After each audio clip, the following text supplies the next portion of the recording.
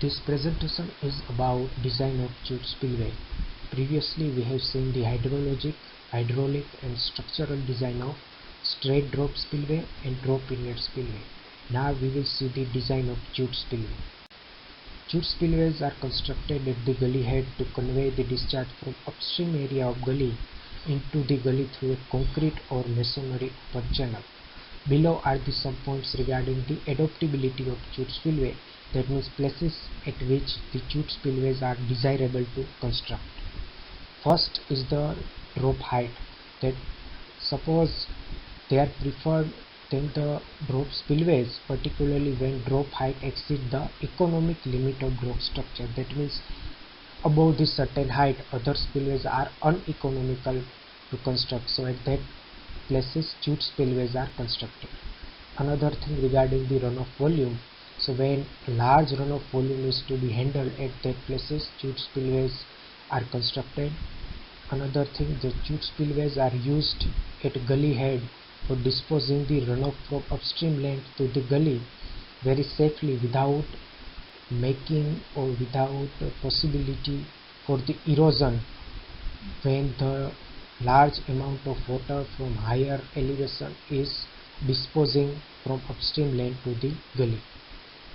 Another point, that suppose an earthen dam is placed or constructed at high elevation and water is stored at the upstream side of the earthen dam.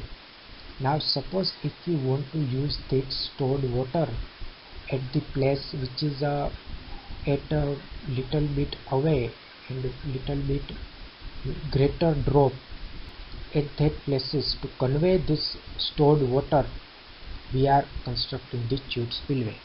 And another thing, the chute spillway required less construction material than drop inlet structure for the same capacity, that means same discharge and same height or same drop.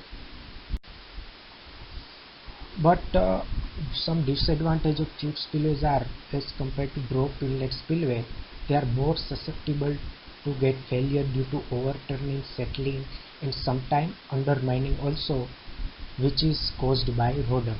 So to overcome these three failures, we can take care about three things, or we can control this failure by: first, if we provide the proper drainage system; second, proper compaction under the control condition; and third, by constructing this structure on a firm ground surface. So if we take care about these three things, drainage, compaction and firm ground surface, we can control the failure due to overturning, settling or undermining. The material for construction of chute spillway may be reinforced concrete, brick and masonry are used for constructing the chute spillway. Chute spillway consists of three components: inlet, channel or conduit, and third is outlet. So we will see one by one about inlet, channel and outlet. First is regarding inlet design. So three type of inlet are common in a chute spillway. So it may be straight type, it may be box type, or it may be flat type, and sometimes side channel inlet also. That means, as we have discussed in previous slide, that sometimes suppose a dam, a reservoir of water is there at the upstream side of dam, so side channel spillway are used to convey this water to the downstream area safely, and we can utilize the stored water at this place. So this is known as tilling basin of inlet. Out of these three types of inlet, first we should go for straight type, but straight type is used for very low head and very low runoff. That means if the straight type inlet is not sufficient to pass the runoff at desired drop, at that time we can go for box type inlet spillway. Design procedure of inlet used in the chute spillway is same as in case of inlet of drop spillway. which is usually done on the basis of runoff required to handle by the structure. That means that is a part of hydrologic design, that how much maximum runoff will come at the inlet of the structure. Based on that we can design the inlet. The discharge capacity of structure is governed by the size of inlet structure. That means whatever the size we fix, that much discharge will come to the structure, and based on this entire structure is designed. The inlet controls the flow of water through piping action under and around the channel. Now the second part, that is design of channel section or design of conduit. Rectangular type conduits are most common, but sometimes trapezoidal conduits are also used. The side walls of conduit confine the flow rate and discharge distribution within the conduit section. That means suppose a fluid water is coming, then this sides of the channel confine the flow within the chute spillway. The top edge of the side wall is constructed in such a way that it may be flushed with the embankment slope. Now design of this conduit, whether it is rectangular or trapezoidal, is same as the open channel design. In open channel we are designing various dimensions such as bottom weight, top weight, side slope, depth for a particular discharge, and for this generally Manning's formula is used. So design of channel section or conduit of chute spillway is same as in case of we are designing the open channel. Now third, previously we have seen inlet, conduit, and now next is outlet. So there are three types of outlet. It may be apron type, cantilever type, or SAF type. Cantilever type outlet is the most suitable to use when the channel grade below the structure is unstable. So if channel grade below the structure is unstable, then for better stability we are using the cantilever type structure. The straight apron type outlet does not dissipate the sufficient energy, so they are not commonly used. So this straight apron type, they are generally used for small gully control structure. So this straight apron for small gully and SAF type is used. Now regarding SAF type steering basin, they are used when adequate dissipation of kinetic energy is required. The design principle of outlet of chute spillway is same as in case of outlet of other drop structure. In all of these three drop structures, straight drop spillway, drop inlet spillway, and chute spillway, regarding the outlet should be such that hydraulic jump must be occurred in basin itself. That means occurrence of hydraulic jump should not go outside the outlet of the structure. So in short, outlet should be designed in such a way that hydraulic jump is confined within the structure. So for this we are using this equation, that depth of flow after hydraulic jump divided by depth of flow before hydraulic jump is equal to 1/2 under root 1 plus 8f square minus 1, in which f is Froude number, which is equal to v under root gd, in which v is the velocity of flow. So if this equation is satisfied, then we can say hydraulic jump is confined within the structure. Now we will see the design of SAF steering basin. SAF means St. Anthony Falls steering basin. So here there are many empirical equations, as we have seen in case of straight drop spillway also and drop inlet spillway also. Many empirical equations are used for deciding the various dimensions of the structure. So here also, first length of steering basin, which is equal to 4.5 d2 divided by f to the power 0.38. This equation is valid when Froude number is between 3 to 300, in which F is Froude number is equal to V under root G D1. Remember, D1 is the height of chutes or floor blocks. Now based on D1 we are deciding another dimensions. So width and spacing of the chutes as well as floor blocks is equal to 0.75 D1. Spacing of floor blocks from the upstream end of the stilling basin is LB by 3, and the floor blocks should not be closer than 3 by 8 D1 from the side walls of the basin. All of above 4 dimensions we will see in this figure.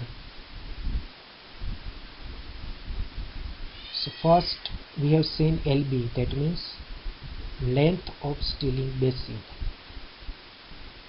So this is the length of stilling basin, which is equal to 4.5 D2 divided by F raised to 0.38. D1 is the height of floor blocks. Next is the spacing between the two blocks. These are the floor blocks and these are the chute blocks. So 0.75 D1 is the spacing between two blocks, whether it is a chute blocks or floor blocks, and it is also the width of block. So width and spacing between the blocks is equal to 0.75 D1, in which D1 is the height of blocks. This is second one. Third is the distance between upstream end and floor blocks is equal to LB by 3. And fourth one, that from this wall, where we have to start constructing the floor block, so this distance should be at least 3 by 8 D1. It may be a little bit higher, but minimum it should be 3 by 8 D1. It should not be less than 3 by 8 D1. That means starting of construction of floor blocks should be at least keeping the distance 3 by 8 D1. D1, as we have seen, so D1 is the height of floor blocks or height of chute blocks also. So this is the chute blocks, these are the floor blocks, and this is the end sill. This we can see in the another view. This is the side view, previous was the top view, or we can say plan. Now fifth, location of floor blocks should be fixed at the downstream side from the opening between the chute blocks. So between the opening of chute blocks we should locate the floor blocks. When that means suppose between the two chute blocks there is some distance, so at that distance, that means parallel to that distance, we have to construct the floor blocks. Sixth is the height of end sill. This end sill is equal to, this height is equal to 0.07 D2, in which D2 is the theoretical tailwater depth corresponding to the floor D1 that we have seen in the first equation of D2 by D1 with respect to hydraulic jump. So that is known as, that is D2 theoretical tailwater depth. Seventh, actual tailwater depth can be calculated by this equation. D2 dash is equal to 1.4 F to the power 0.48 D1. So this is the side view, and this much is the height. This much is the height.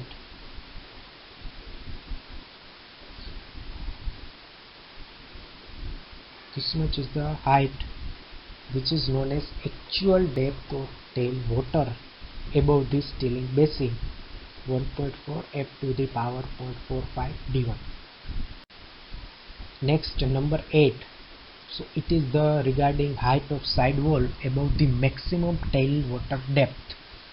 Whatever the maximum tailwater depth is there, above that, from that depth at which place the height of sidewall is fixed. This is the sidewall and its height is equal to d by 3 d2 by 3 plus d2 dash, and height of wing wall is same as in case of height of, so height of wing wall and side wall are equal.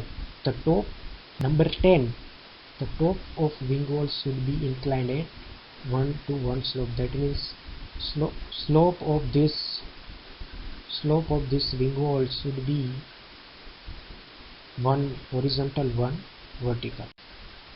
Next, number 11 is the length of wing wall. So from the below figure we can see number 11, number 12 and number 13. Number 11 is length of wing wall. This is wing wall, this is its length, which is equal to d1 dash plus j. Number 12, so this should be at the 45 degree from the center line of the outlet. This wing wall should be at 45 degree. And third is the B3, that is width of steering basin at the downstream end. This is the downstream end, and the width of steering basin B3, it is equal to B1 plus 2LB divided by D1 dash, in which D1 dash is the slope of flare given to the side wall. This is about dimension number 11, 12 and 13. Next, in order to make the structure safe against sliding, cut-off wall of nominal depth should be provided at the end of steering basin. This is another good figure by which we can see these are the chute blocks, these are the floor blocks, end sill, and we are providing the cutoff wall as we have seen in case of drop inlet spillway also, cutoff wall to make this structure safe against sliding. And last, regarding this entire design, one thing we are neglecting, that is if some air has been entrained in the fluid or water which is coming, so that effect is neglected. So entire 1 to 14 number designed by considering that no air has been entrained. Next is the structural design. Regarding the structural design is to determine the thickness of chute floor. So this thickness we are deciding by the structural design. So what we do, first we initially assume any thickness, then we will analyze the uplift pressure over the structure by drawing the pressure diagram. The pressure is assumed equal to the depth of flow at the beginning of the structure and 0 at the outlet end. That means at the beginning pressure is equal to the depth of flow, and at the end we can say uplift pressure is 0.